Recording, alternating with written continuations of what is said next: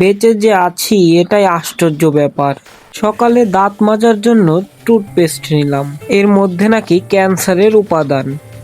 রাস্তায় একটু পরোটা খেলাম, সেটাও নাকি ভেজাল তেলে ভাজা। সুন্দর দেখে একটা কলা খেলাম, তাও নাকি আবার কার্বাইড দিয়ে পাকানো।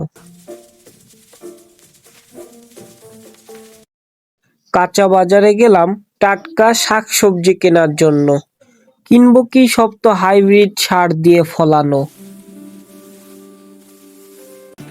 মশলা আর হলুদ গুঁড়ো নিলাম, ওতে আবার লেড এবং কেমিক্যাল মেশানো। দোকান থেকে এক বোতল সয়াবিন তেল নিলাম, সেই তেলে নাকি অর্ধেকের বেশি পাম অয়েল মেশানো। ভাবলাম মুরগি খাবো, কিন্তু সেগুলোকে ভেজাল পোল্ট্রি ফিড খাইয়ে বড় করা হয়।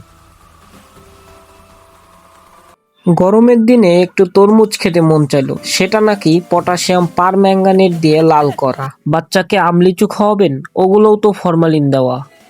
একটু মিষ্টি খেতে মনে চাইলো, জিলাপি নিলাম, সেটাও নাকি আবার পোড়া মোবিল দিয়ে মচমচে করা। ইফতারে গলা ভেজাতে শরবত খাবো, তাতেও মেশানো হয়েছে রং এবং ক্ষতিকারক কেমিক্যাল। এত ভেজাল খাওয়ার পর দু একটা ওষুধ না খেলে তো শরীর টিকবে না। কিন্তু ওষুধ যে খাবো, বেশিরভাগ ওষুধ খেলেই হয় সাইড ইফেক্ট, আবার কোনো ওষুধ তো কাজই করে না।